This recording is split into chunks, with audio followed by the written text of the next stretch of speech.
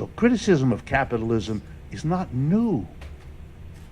There's been criticism, but the criticism died after World War II, or to be more accurate, was murdered. Because at the end of World War II, 1945, when Roosevelt dies, and we can come back to this, it was a very important period in America. Roosevelt dies, the war is over, and the business community is roaring mad. Because in the Great Depression, we had had a movement from below in this country. The CIO, the biggest wave of unionization the country had ever seen, before or since. And a big socialist party, two of them, and a big communist party, and they all worked together. And they put the squeeze on Mr. Roosevelt in Washington, and he had to do things for the mass of people. I can see from your faces that this history is maybe a little rusty, so let's do just 2-3 minutes. In the depths of the Depression, they went, the communists, the socialists, and the unions, because they represented millions of workers then. They went to the president and said, we want a meeting. The president, smart politician, didn't say no. You couldn't say no. It's not America today. It's America then. And they got together and they met.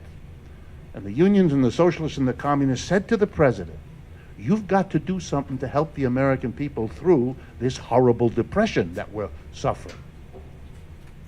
And the subtext, which nobody needed to spell out, was simple. If you don't, Mr. Roosevelt, you won't be president much longer. Not only will we not vote for you, but these nasty socialists and communists over here are talking about making a revolution. Roosevelt thanked everybody for their opinions and immediately called a meeting with the business community, and he came from that kind of family anyway. He know these people.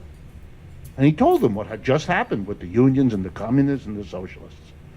And then he surprised them. He said, I advise you to let me do what they want me to do to help the mass of the American people. But not only do I want you to let me do it, you got to give me the money to do it. Because this is the United States government and the depths of depression with millions of people out of work. There are no taxes coming in. We can't do it. The government can't do what has to be done for those people. But I advise you, rich American businessmen, notice I didn't say businesswomen, we hadn't come that far yet in America. They were all men. I advise you to give me the money. And here's why I advise it to you. Because if you don't give me the money to do this for the American people, my guess is you won't have any money at all anyway. So give me a bunch so you can keep the rest. Kind of a blunt conversation, don't you think?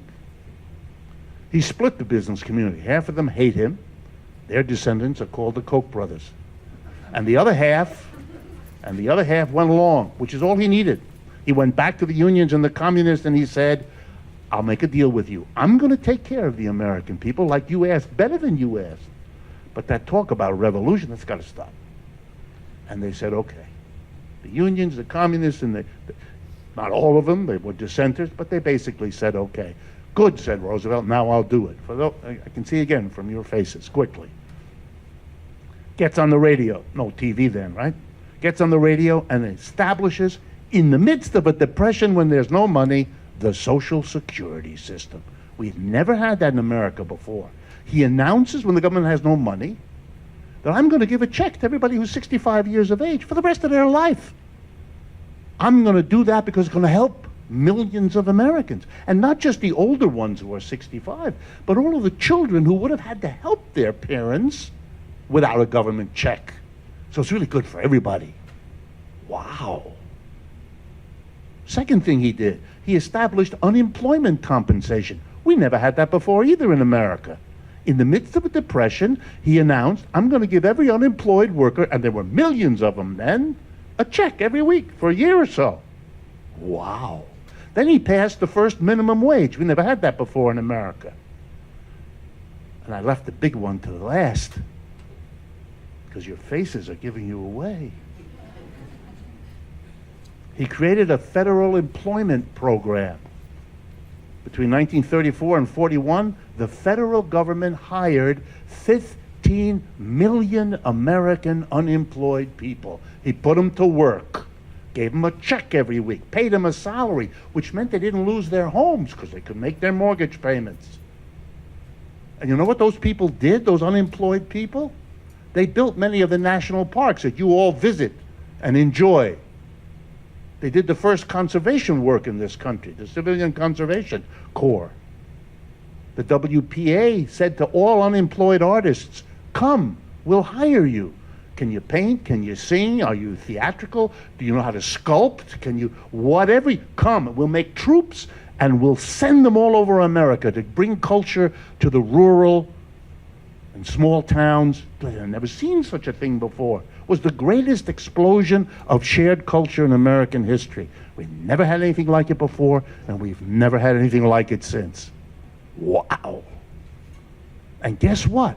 To give every old person a check every month, to give every unemployed person a check every week, and to hire and pay the salaries for 15 million people, where did Roosevelt get the money? Here comes the best part. Ready? He taxed corporations and the rich. I gotta say that again. You know why? Because so many of you imagine that that's not possible. That somehow that's not in the works. That that's pie in the sky, a vague utopia, a distant future. No, it isn't. It's your history. He went and taxed them, big time. Hey, let's go do it now. He took money from corporations and the rich to do wonderful things for the average American citizen. Well, to be honest, the average white American citizen. Blacks, true to our nature as a country, were left out. Do you understand? He took from the rich and gave to the poor. Robin Hood. Now, what happened to the president who dared take from the rich to take care of the American mass of people? He was elected and re-elected 3 times. He was the most popular president in the history of this country. Nobody ever came close. So it turns out it's not bad politics either. You just have to have the situation. Or to be more accurate, you have to have a movement from below that makes it happen. And that's not a pie-in-the-sky dream of the left.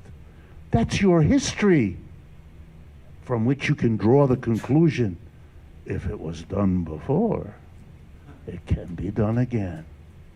Which, as you'll see when I finish, is your job.